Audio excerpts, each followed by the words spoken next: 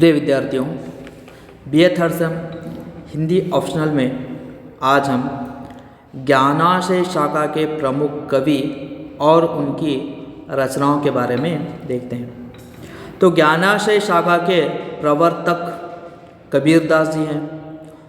तो प्रमुख रूप से हमें कबीरदास जी का ही परिचय यहाँ पर आवश्यक है। तो कबीरदास जी के जीवन परिचय। तो कबीरदास के जन्म के संबंध में अनेक विवाद देखने मिलते हैं।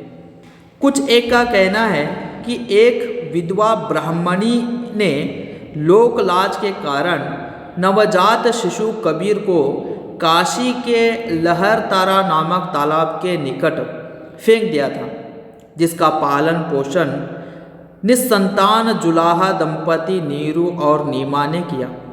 कबीर का जन्म, साहित्यकारों के अनुसार कबीर का जन्म सन 1455 में काशी में हुआ और निधन 1575 में मगहर में हुआ। कबीरदास की पत्नी का नाम लोई था। डॉक्टर रामकुमार वर्मा ने इसकी एक अन्य पत्नी भी मानी है, जिसका नाम धनिया या रमजनिया था। कमाल और कमाली इनके पुत्र और पुत्री थे। कबीर की कई उक्तियों से आभास मिलता है कि इनका पारिवारिक जीवन सुखी नहीं था।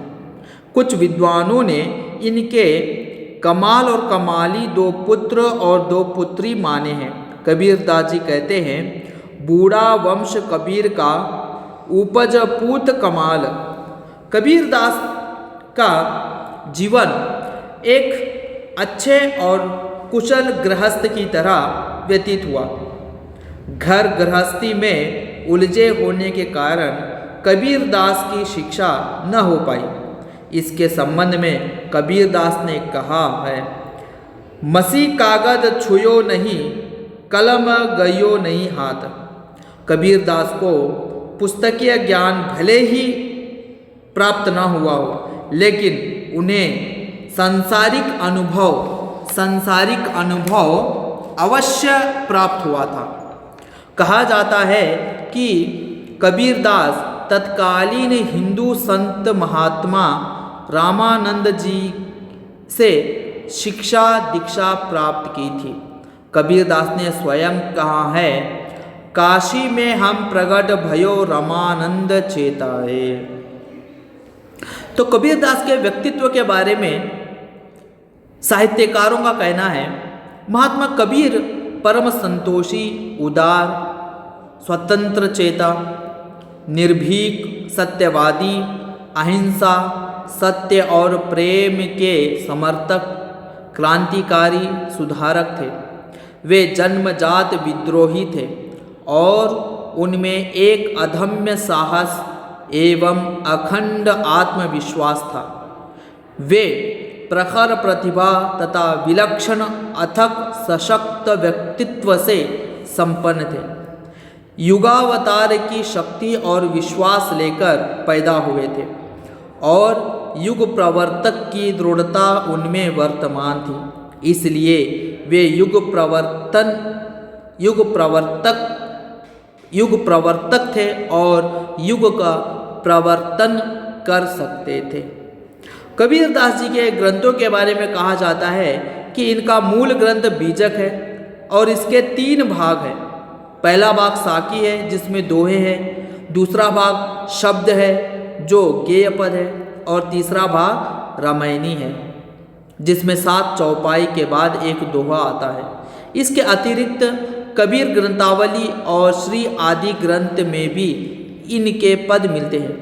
इनकी भाषा को एक अलग ही नाम मिल गया है, जिससे कहते हैं सदुकुड़ी भाषा।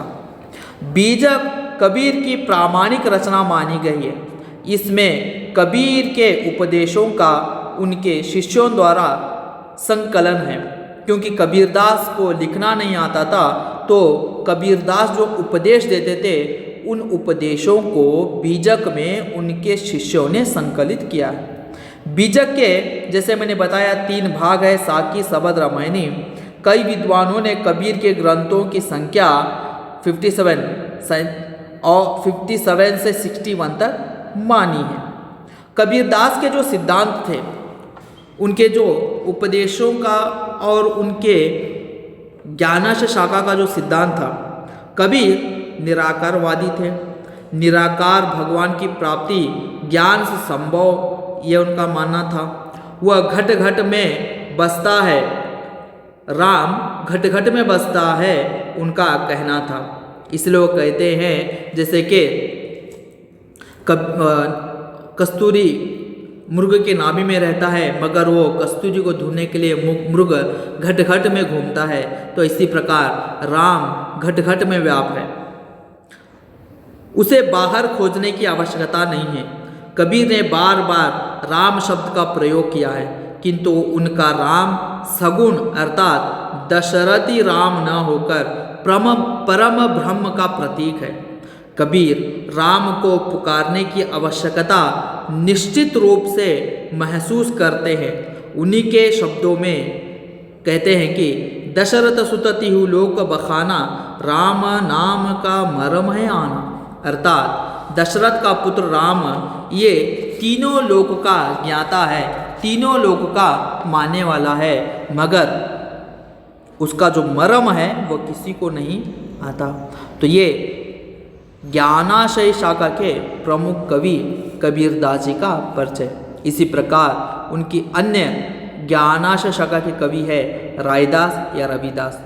रायदास की बानी, इनके पद और दोहे भी श्री गुरु ग्रंथ साहिब में उल्लेख है। आदि ग्रंथ आदि में मिलते हैं। इनकी भाषा में फारसी शब्दों की प्रधानता है। ज्ञानाशय शाखा के और एक कवि है गुरु नानक देव। जपूजी साहिब, सिद्ध खोष्टी, आसादी वार, दत्ती सनी ओंकार, 12 माहा, मजदी वार, मलार की वार, आपकी भाषा में ब्रज, गुरुमुखी और नागरी का फुट है। तो ये जपूजी साहिब, सिद्ध गोष्ठी, आसादी वार, ये इनके गुरु नानक के प्रमुख ग्रंथ हैं। ज्ञानाशय शाखा के और एक प्रमुख कवि है नामदेव। संत नामदेव के पद भी आदि ग्रंथ में संकलित है और इनकी भाषा मराठी है। संत दादू दयाल, हरड़े वाणी अंगवधु इनकी प्रमुख ग्रंथ है और इनकी भाषा राजस्थानी मिश्रित पश्चिमी हिंदी है। सुंदरदास, इनकी रचनाएं सुंदर ग्रंथावली में मिलती है और इसकी भाषा ब्रज भाषा है। संत मलुकदास, इनकी प्रमुख रचनाएं हैं ज्ञान बोध, रतन बोध, भक्त रामावतार, वंशावली, भक्त विरुदावली, पुरुष विलास, गुरु प्रताप, अलक बानी, दशरत्न, और इनकी भाषा अरबी फारसी मिश्रित हिंदी है। अन्य संत कवि है दयाबाई, सहजोबाई, दरियादास, संत पलटूदास, संत चरणदास, धर्मदास, रज्जब, जगजीवन, वाजिद यारी, दूलनदास, संत लाल, बीखा, गुलाल, शेख फरीद। तो ये ज्ञानाशय शाखा के प्रमुख कवि और उनकी रचनाएं। धन्यवाद।